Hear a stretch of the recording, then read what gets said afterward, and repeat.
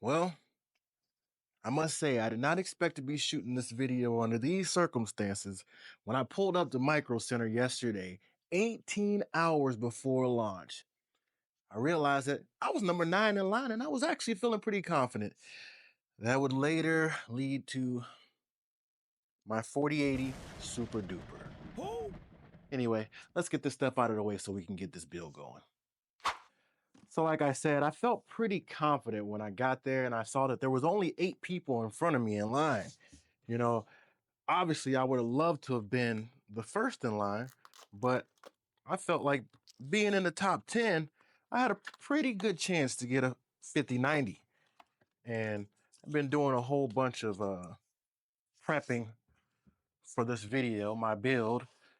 Bought a whole bunch of stuff that at this point I cannot return.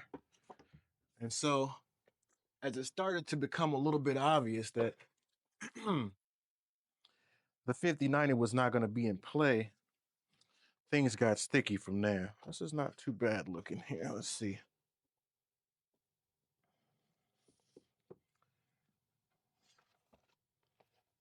Got a little pamphlet. It's better come with a Asus ROG ring. Okay, this is way harder to open than I expected. Mount holder. It's just like a Lego thing. Okay, weird. Not a ring. Ruler. Also not a ring.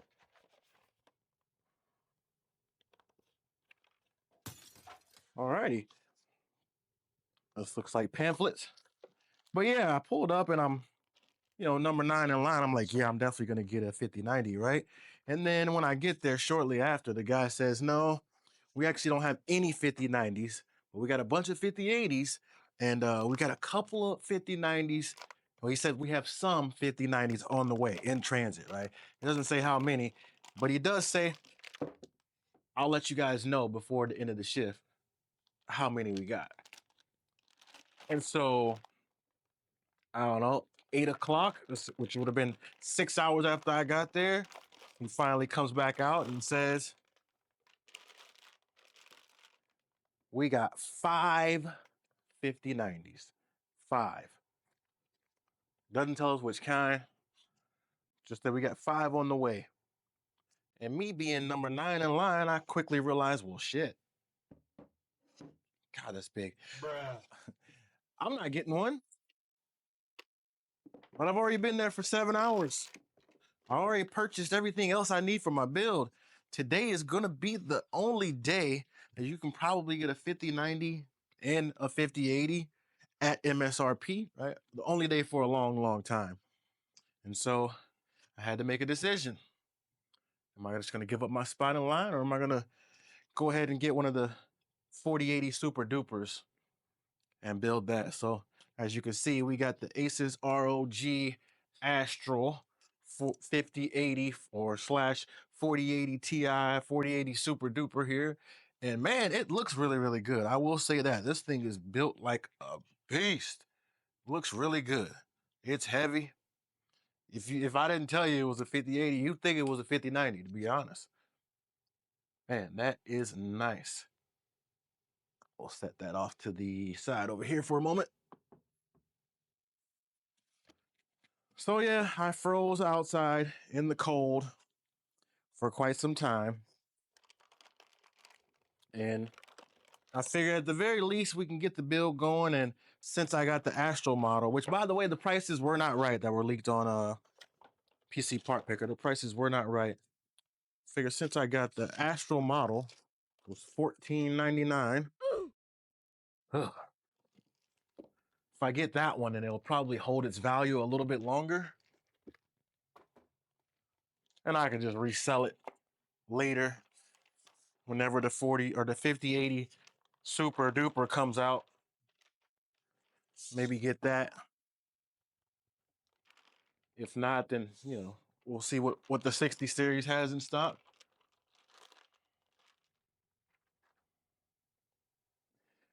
So now we're gonna do my almost dream build since we couldn't get the 5090, which would have made my dream build complete. We're gonna do my almost dream build. And it's obviously not a bad GPU, right? Especially if you're not coming from a 4080 Super like I was. It's not gonna be a bad GPU. It's going to be very, very good. It's still going to be the third strongest one you could possibly get. This thing right here is very nice. Got it off Amazon. I'll have links in the description for everything. I'm using everything I got. If you want to help the channel grow at no extra cost to yourself, feel free to use those. Shameless plug. Bruh. But today we're going to be building my almost dream PC. And this here, I didn't call it out, but this is a Asus ROG Strix Gaming Wi-Fi A motherboard. Is 870. It's gonna go with the AMD platform, obviously. So we got a Strix motherboard. We got a ROG Astral GPU. So at least we're doing a little something, something, matching these parts together. And we're going to be pairing that with the Ryzen 7 9800X 3D. Now, I know what you're thinking. I know what you're thinking. If you saw my short, which is doing pretty well on views, by the way, I mentioned in that short that I was trading in my 9800X 3D for 9950X. And I did. I showed the receipts. I showed the new CPU. But then I started thinking, man, and this is before I knew I wasn't going to get a 5090. Man, if I'm going to be doing all these tests and benchmarks on the 5090, even though my workload requires, you know, more cores than 8, right? And I would say requires because it's just what I prefer, right? Obviously, I could get it done with 8 or I wouldn't have bought this. Even though my workload leans more towards having more cores, people are going to want to see this thing. And by this thing, I mean the 5090, not the 4080 Super Duper. This is what I'm thinking at the time. People are going to want to see this thing, test it with the best available CPU for gaming. And so I went back and I got the 9800X 3D and I just told myself, you know what? You get this for now. And then when the 9950X 3D comes out, you get that. Bruh. And then you can just keep the 9800X 3D in like a test bench. Maybe we'll do it in a giveaway on the channel. Who knows, right? But at the time, that was my train of thought. We don't want to be doing any type of GPU testing for benchmarking purposes and sharing videos with a 9950X because people that click on that shit are going to be like, man, he tested this with a 9950X. I'm not watching that. Make sure you guys, if you're learning how to build today, which you shouldn't be learning how to build from me, but if you are, make sure you guys match up the corner on the CPU with that little arrow in the corner of your socket. Drop that in there slightly. We're going to put this bracket on here instead of the normal one. Supposedly it gives you better temperatures. I mean, it's not going to make it any worse, right? So we'll see what happens. And it does look a little bit cooler too, I must say, right? It just looks a little bit better. I always want to get that CPU mounted first. Get that out of the way. And we'll throw this in that box. So if we ever need to come back to it, it's there. As you guys can see, I like to keep a lot of my boxes so I can look like a professional, even though pretty average. Next, we'll do the RAM. I've seen this stuff happen plenty of times before, but this is some pretty beautiful RAM, if I do say so myself. It's the Trident Z5 Royal, right? And I could not find a 2-stick kit for 64 gigabytes, which is what I wanted, because again, guys, I don't just do gaming, right? I do other things. So I wanted 64 gigabytes. I said I'm going to get 64 gigabytes, but I could not find a 2-stick kit of this RAM for 64 gigabytes. So we're going to run with 4 sticks. Now, if you're worried about that being an issue, typically if you run under, I think it's under 96 gigabytes and under with 4 sticks, you don't run into too many issues. It's once you start to push that 128 and above range that you can see problems, but make sure you always put the same sticks from the same kit in sequential slots, right? So slots 1 and 2 here, which would technically be A1 and B1, need to get the same sticks from the same kit, just so you account for any like slight differences in manufacturing process, right? As long as you do that and you seat it all the way in to where you hear that click, should not have any problems. All right. So we got the CPU, we got the RAM. Next up, typically, is your SSD. And for this build, I'm going with 4 TB. Also, I mentioned that this is 64 gigabytes, but this is going to be 6400 mega transfer speed at CL30. So not too bad. Cache latency, very, very low for that type of speed. It should run really, really fast and really smooth. And hopefully we don't have any problems booting. Now, I will say, from my research, it typically does take a longer time to boot.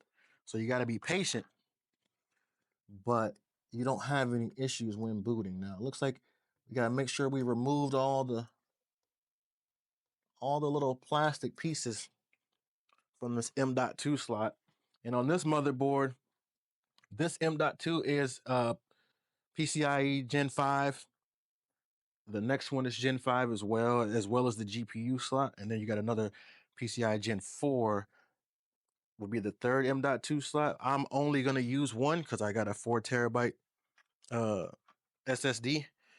I really won't be needing more than that. And I've had problems when I run multiple SSDs with games being on different drives and things like that. So I figured I would just get one big one and see how I fare in that scenario. So that's what we're going to try this time around.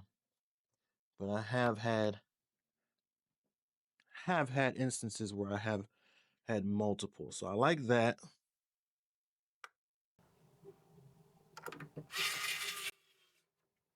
One of the great things about this screwdriver is that, well, obviously the base holds all the drill bits, so it's a really nice form factor, but also all the drill bits are magnetic. So makes it a lot harder to lose screws when you're doing this job. Now for the AIO, we chose the Lee & Lee LCD 360 Hydro Shift. And the main selling point of this AIO, it's much like, any modern 360 nowadays. It has a nice LCD screen on it. It's going to give you pretty good cooling. But the main draw point of this, if you can see it on the box right here, is that it tucks the cables away. So it's going to hide these cables alongside the AIO. And it's just going to make for a cleaner look in your build once you get it all together. So sticking with the Lee & Lee theme, right? We got the Evo XL case so far. We got the Lee & Lee Hydro Shift. And then you'll see later on, like, even though this ain't sponsored, Lee & Lee, we got a lot of their parts going on. So perhaps they should have sponsored your boy. I actually bought the version that does not come with fans because I bought all my fans separately. So I just bought the version that doesn't come with fans. But as you can see, I've already attached 3 of my Lee & Lee fans to it. They also give you a secondary bracket in the box if you want to like invert the way you're going to load it. But for me, I will be mounting it this way.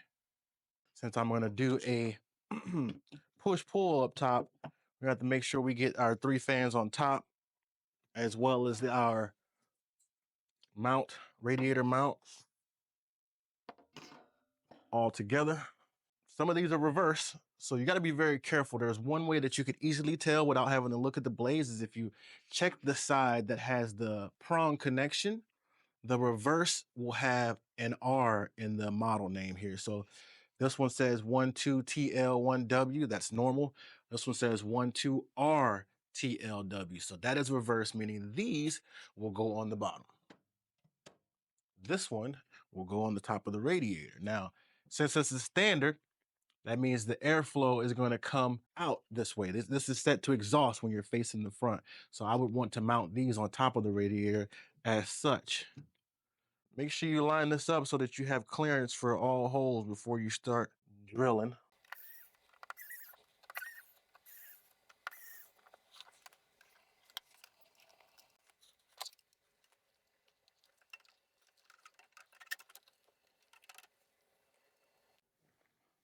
Gotta be careful when you're putting that thing down in there. You don't want to scratch up your case.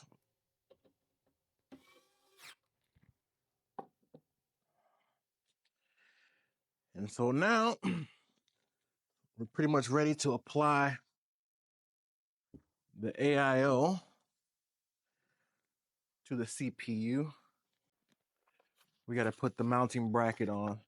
The AMD mounting bracket, though, is fairly easy. That's why I took those off earlier.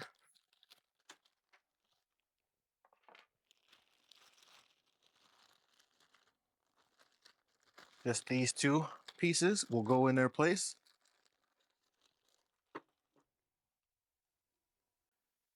And it's got an arrow on it pointing up towards the CPU, so you know which way to put it in, either up or down.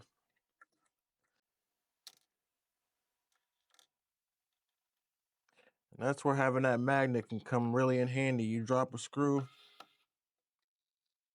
you put it close to it, and you got your screw back. And so, really, I'm just going to stick with the generous drop in the middle.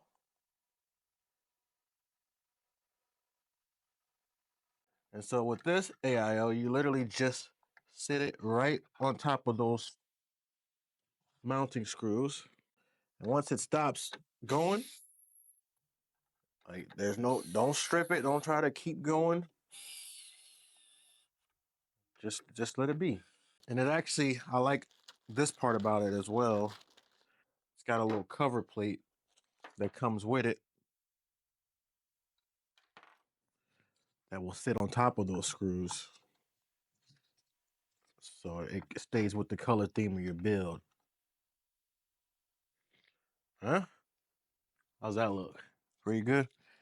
Pretty good. I will say this about the Micro Center journey, even though it was, not a complete success, it was pretty interesting.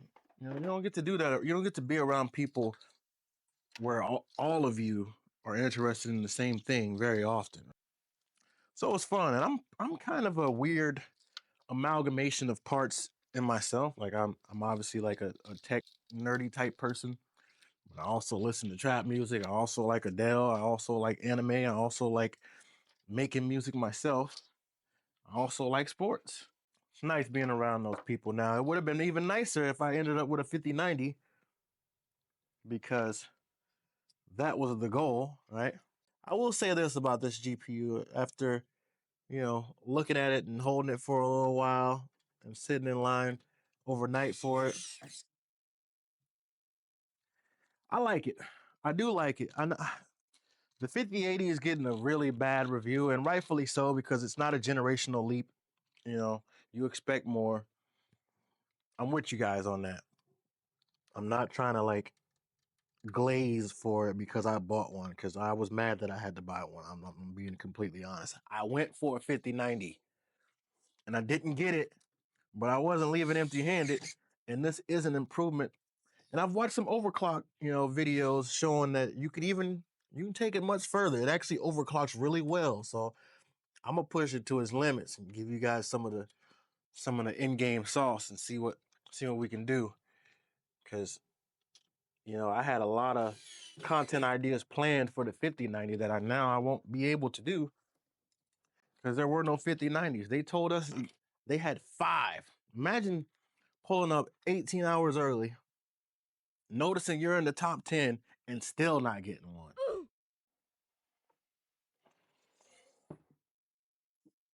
And another piece from Lee and Lee. Good old Edge power supply. This is 1200 watts.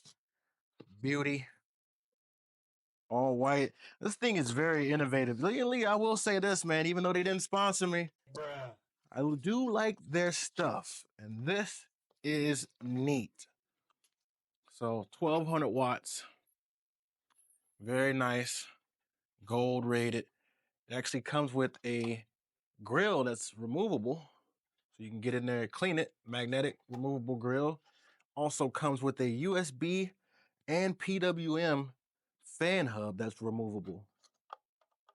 I was about to say magnetic, but didn't seem that strong when it just fell out of my hand, but also magnetic, so you can put it anywhere else in the build that you think might be a good idea. I'm just gonna leave it where it's at.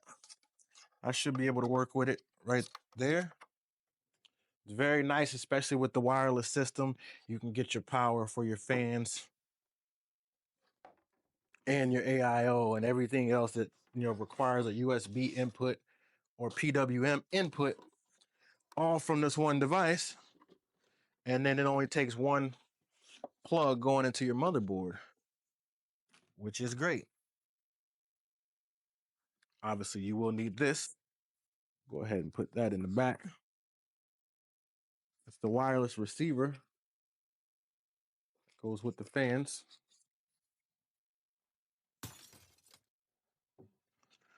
Go ahead and slide that back there. It should be good with a 10 gigabyte USB port for that. And so this is made for dual chamber. It'll mount just like any other power supply, really. All right. And this will be the one USB. So this is the main USB signal. And that will go to the motherboard. If you wanted to control, like if you don't have Lee and Lee wireless fans and you wanted to control your your fan speed from the motherboard, then you would take a PWM from this main one and go in. But since I got the wireless, I won't even need that. I'll just be going straight from the wireless receiver that's right here.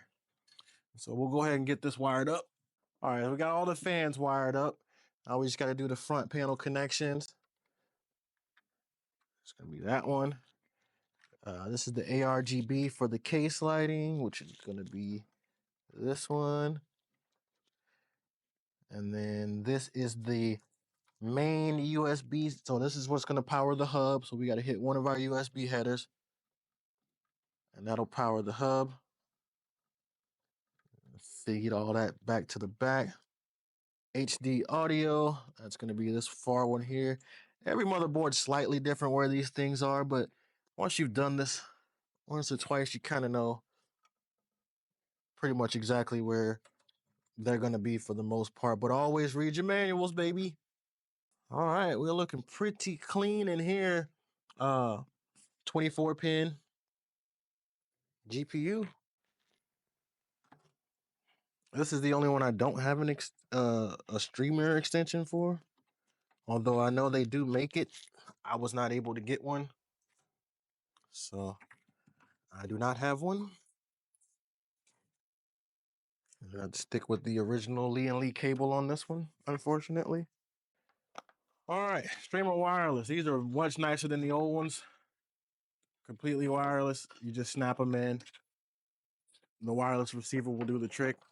We're gonna shove this one through now and see where we end up needing to come from with it. I'm not really sure. It might be, it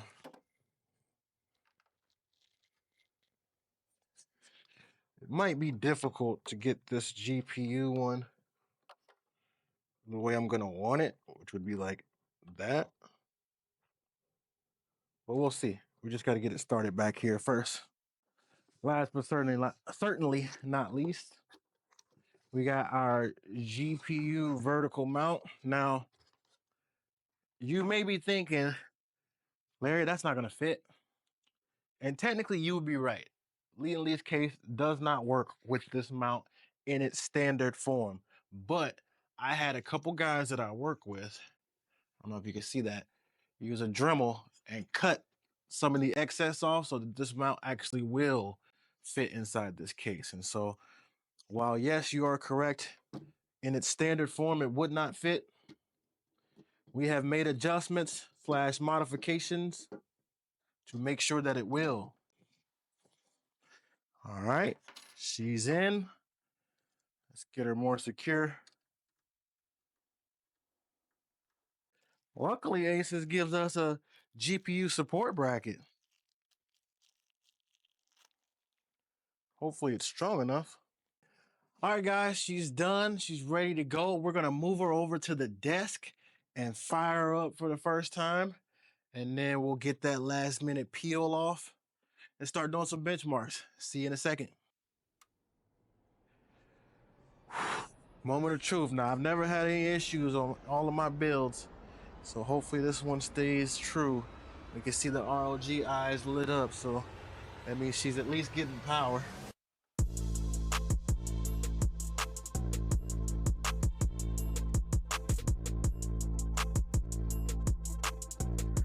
I like the look of that. She's probably gonna take a minute to train this RAM, so we'll be back momentarily. Okay, guys, we are good to go. She is ready. We're gonna get that final peel. And then we'll do the front. Oh yeah, ready to go, looking good. Now we're gonna go ahead and get you guys some benchmarks real quick. All right, guys, we are in Cyberpunk, and as you can see, the settings are set to 4K. We're gonna go in and I'm gonna basically go with the RT Overdrive pack. Turn DLSS off. Frame generation is not on. Leave the ray tracing on. Crowd density, we'll leave that at high. Only thing I'm going to turn off are these things here. I never run with film grain or chromatic or depth of field, any of this stuff. But all of this we're going to leave high, high, high, high, high, high, ultra. I think this one goes to psycho. Everything else high. All right, and we'll apply. And let's see, right? Let's see what we can start off with on the frame rate, and then we'll go from there. And so, oh gosh, early on, it's pretty bad, right? It doesn't feel too bad on the latency. We are sub 50, but 20 FPS is not that good, although the game looks amazing, right? I don't know how that's going to come through over the camera because I'm behind the desk right now. I'm trying to see how OBS and like live streaming and recording would affect the FPS of this game. So yeah, this is definitely not playable though. So 5080 definitely not doing very well here. Now let's go ahead and add some DLSS. Oh, where we at here?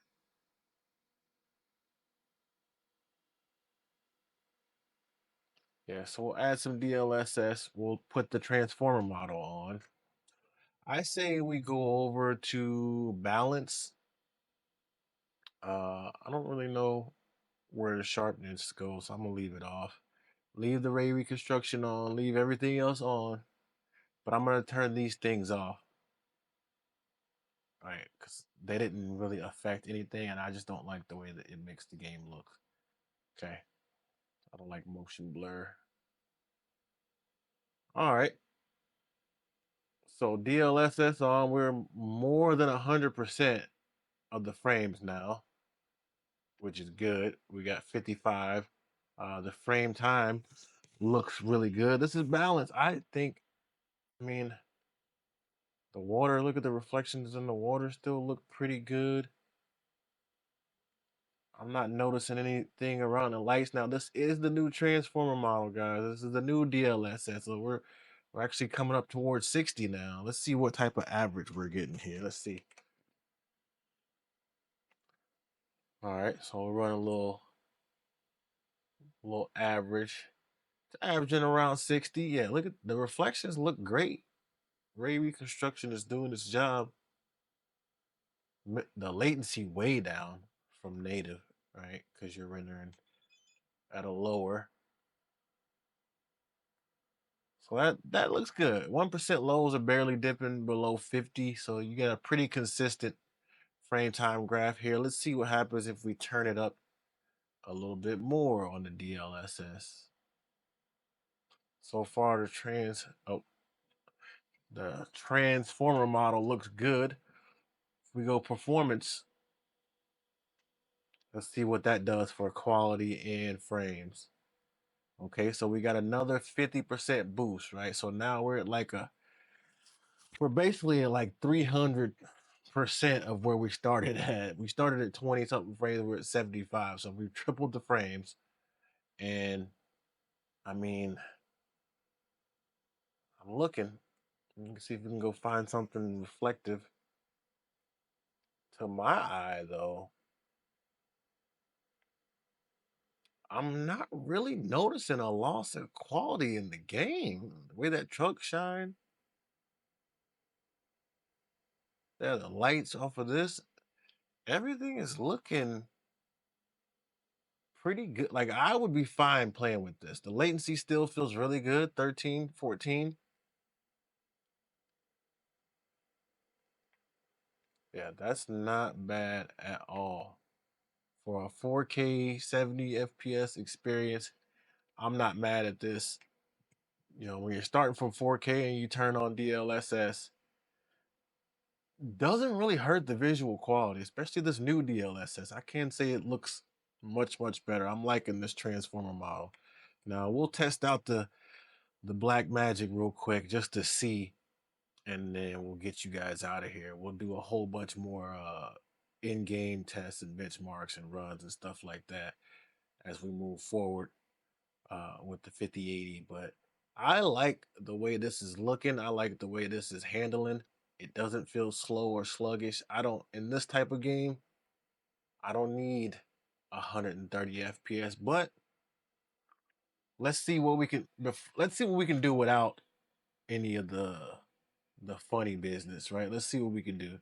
If we turn this up or leave performance mode on, but let's turn the ray reconstruction off, ray tracing off. Everything else will leave high, right? We're just turning off the lighting effects basically. And wow, instant extra 50 FPS. That feels really good. I don't mind. Like, I know, I mean, the lighting still doesn't look bad. I know the ray tracing and that stuff is supposed to be like the new thing, right? It's supposed to look good. It's supposed to make the game look better, and it does. But to me, there's nothing wrong with these reflections. Like, I don't need the most super accurate reflections to have great gameplay. Like, give me 140 FPS. You know what I'm saying? Like this feels, look at 9.5 millisecond. This looks and feels great right here.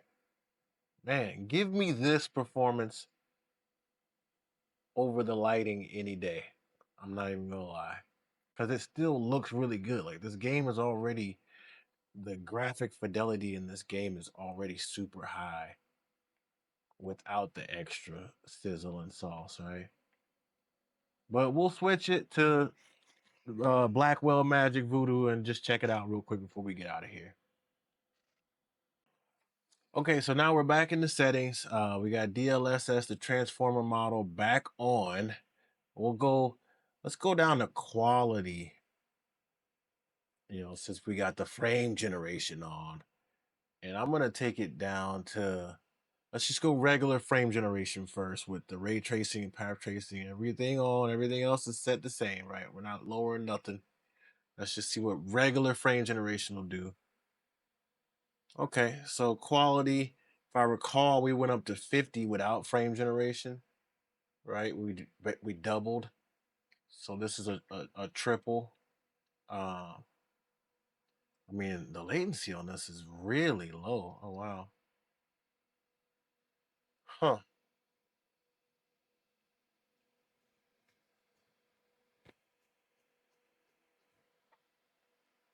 Like it doesn't feel bad at all. I know there's an issue with the reading the frame times with frame generation, but I don't feel any, doesn't feel bad at all. Okay, let's take it up a notch. Let's see what it's gonna take to get some weird feelings or some artifacting.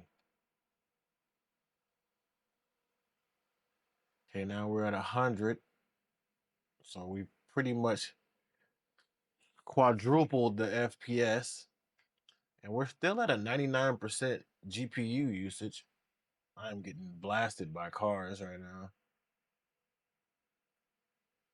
now. Uh, it doesn't feel bad still to me. Let's see if we can notice any. I don't know, man. Like,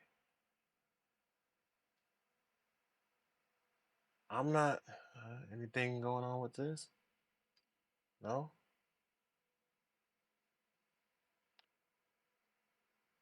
This reflection here is kind of poor. I, I can see it's like doing some weird stuff. What is that reflecting from? The sign right here? Yeah, that's kind of poor. I don't know that that would be better without it, but just happening to run by it right now, that's pretty poor. But I mean, overall, I couldn't tell. But for me, I would rather like so the water puddles look a little bit better, right? The lighting in that. But I would probably rather just not even turn the lighting on and ride with that, that 120 I was getting out of performance mode, me personally. Although, I mean, I'm not gonna lie to you guys. I cannot feel a difference between this frame generation 120 and the 120-ish I was getting in performance mode. But I can see the visuals do look better outside of that one reflection where it was just weird, with the sign. But yeah, it does look better and it feels just as responsive. I don't know. Let me pull out the gun real quick. Let me pull out the gag. My aim is still trash, no matter if I get 120 frames or 300 frames. So can't fix your skill, guys. That's one thing you need to know. It doesn't matter how many frames you get. If you trash, you're gonna be bad. All right, guys, that's gonna do it for this video. Please like, subscribe, share. I think I like the 5080, guys. I think I like it for what it is, right? Obviously, I would have liked the 5090 better, but here we are. Till next time, as always, one love.